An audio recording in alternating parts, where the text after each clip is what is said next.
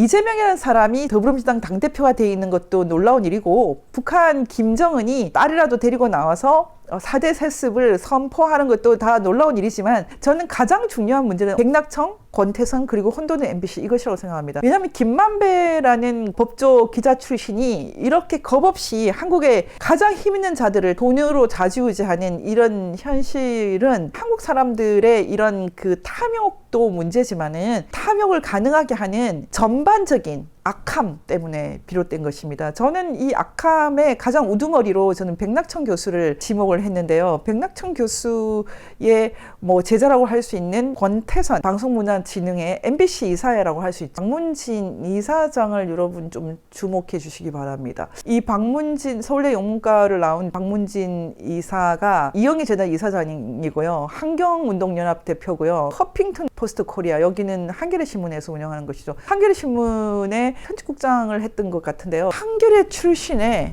이영희 재단, 환경운동연합, 여러분 다 보이는 게 있지 않습니까? 백낙천 교수의 제자인 이 사람이 지금 MBC 이사회의 이사장이다. KT도 이런 식으로 장악이 됐다. MBC 박문진에서 사장을 골라서 그가 돼도 좌익에서 벗어날 수 없게 KT 사장 돌려막기, 민노총의 MBC 장악 판막이. 말하자면은 최종에 올라오는 세 사람이 전부 다 새빨간 좌익이라는 거죠. KT도 그렇게 됐고 민노총의 MBC도 그렇게 됐다. 에피스테메라는 어려운 단어를 썼지만 이 악의 에피스테메로 지금 한국이 학계뿐만 아니라 지성계뿐만 아니라 그 모든 조직이 다 장악이 돼 있다는 것은 굉장히 중요합니다. 한겨레 출신의 이 권태선 기자의 경우는 자기가 지금 악한 일을 한다고 생각할까요? 저는 그렇게 생각하지 않습니다. 그리고 이영희 재단의 이 사진을 여러분 한번 보시면 장경욱이 누굽니까? 뭐 대표적인 종북 변호사죠. 북한에서 목숨을 걸고 찾아온 종업원들을 북한에 보내기 위해서 정말 감언이설을 다 했던 김일성주의자라고 할 수 있습니다. 이 사람들은 자신들이 종북이라고 생각하는 것이 아니라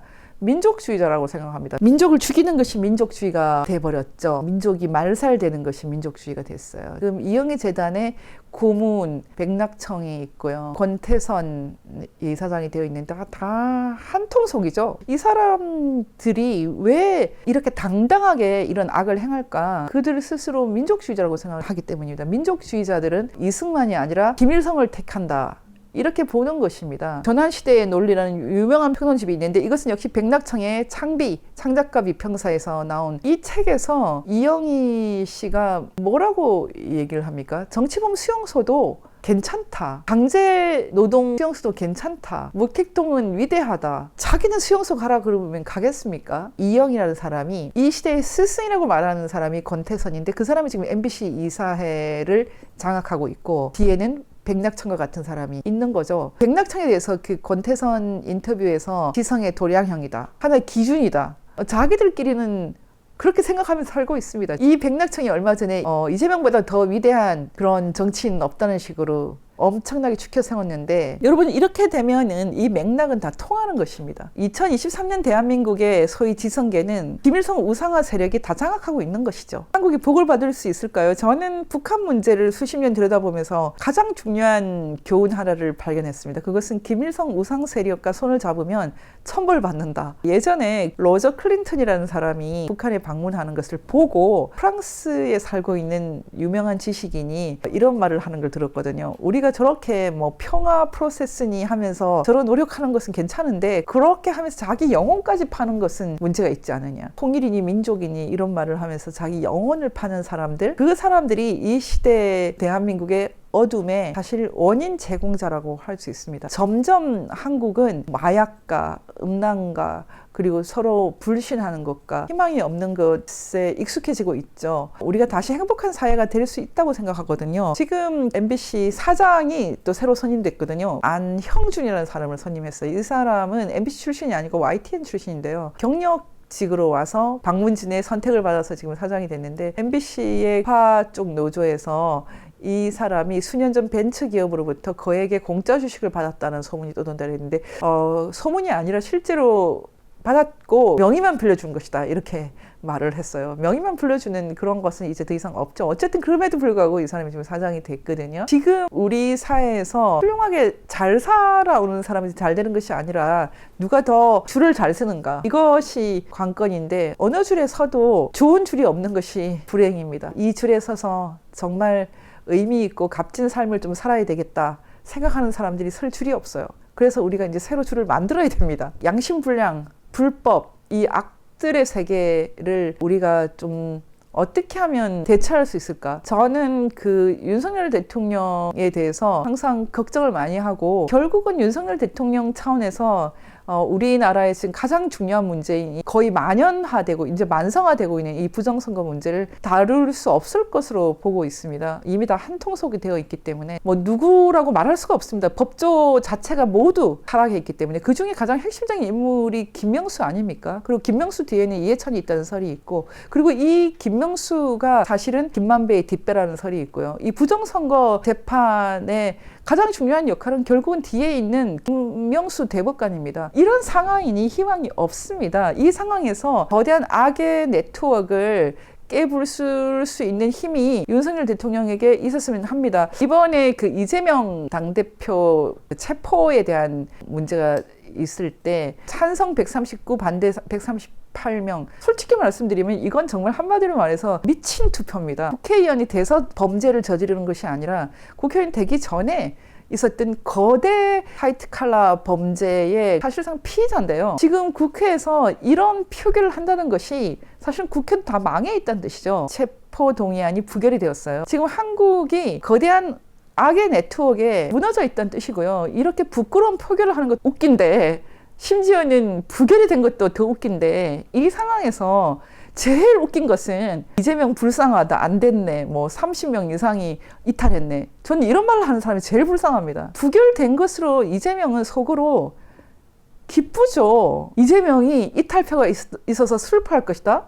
여러분 어떻게 이런 발상이 가능합니까? 일단 부결되고 나면은 그 다음에 더 악한 아이디어를 내겠죠. 이번에 뭐 부결한 사람들 어떤 방식으로든 색출해낼 것이고, 그 색출이 안 될 거라고 보십니까? 되겠죠. 여러분 이게 바로 악들의 잔치입니다. 이재명이 지금까지 플랜 B, 대통령이 안 됐지만 플랜 B에서 거의 성공을 하고 있습니다. 그리고 이번에 심지어 체포가 돼도, 심지어 뭐 감옥에 가도 자신만만할 것으로 생각합니다. 물론 최종적으로 선이 이길 것이라는 확신이 있지만 이 과정에서 길고 답답한 어둠의 역사는 지속될 수 있다. 저는 북한을 들여다보면서 또 하나의 엄청난 교훈을 받았는데요. 그것은 악이 70년, 80년, 90년, 100년도 지속될 수 있구나. 지금 한국이 그렇습니다. 한국 사람들 내부에 이 무시무시한 우상숭배 세력을 이길 가짜 종북 세력, 동학 운운하고 독립운동 운운하면서 사실 민족을 죽이고 있는 가짜 민족주의자들, 백낙청, 이해찬, 이런 사람들, 그리고 탐욕 때문에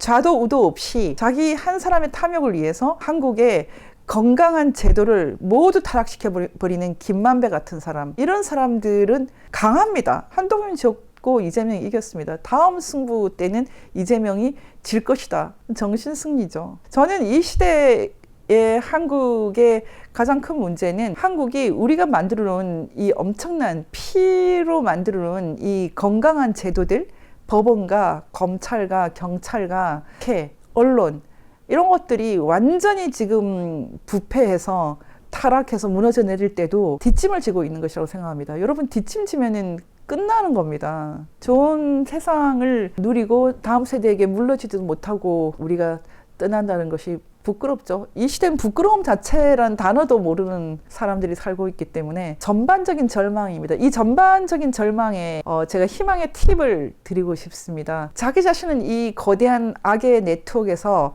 빠져나오기 위해서 애를 써야 됩니다. 빠져나오기 위해서 첫 번째는 우리의 자유, 양심, 을 지킬 뿐만 아니라 북한 사람들에게도 이제 자유와 기본권 그리고 복지가 있어야 된다고 믿는 것입니다. 그런 믿음이 없으면 모두 다 가짜 민족주의입니다. 이 가짜 민족주의자들을 이기고 진짜 민족 살리는 민족의 생명, 진짜 민족주의로 일단 무장이 되어야 됩니다. 또 하나는 한국에서 진짜 악에 패배하지 않으려면은 그들을 이길 수 있는 무기를 좀 만들어야 됩니다. 한국의 그 건강한 제도권을 무너뜨린 이 좌익 붉은 무리들은 우익들의 약점을 완벽하게 꿰뚫고 있습니다. 어떤 경우에도 그들의 권력을 잃지 않는 모든 수단을 강구하고 있습니다. 여러분 5.18 신화하 가장 열심히 그 복무하고 있는 것은 국민의힘입니다. 지금 국민의힘과 더불어민주당은 5.18 신화하로 한덩어리가 되어 있습니다. 5.18에 대해서 조금만 문제 제기해도 극으로 낙인 찍어버리지 않습니까? 이게 어떻게 가능합니까? 김한영 박사님 얘기 중에 무리가 있는 거 분명히 있지만은 어떻게 지금 감옥에 보냅니까? 우리 자신은 이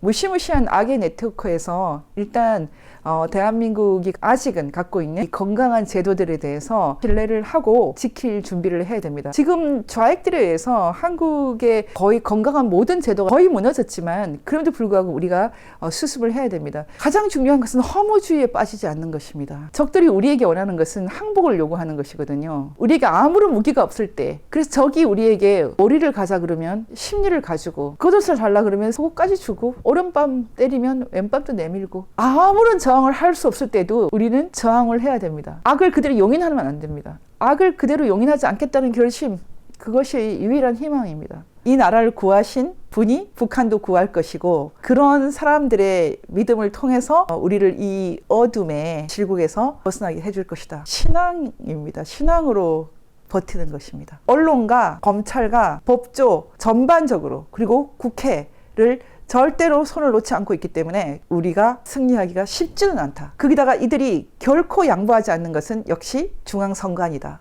김만배라는 사람은 종북 세력이어서 또는 좌익이어서 이런 무시무시한 짓을 한 것이 아니다. 탐욕, 기자의 본분을 잃은 기자라는 신분을 이용한 이익 추구.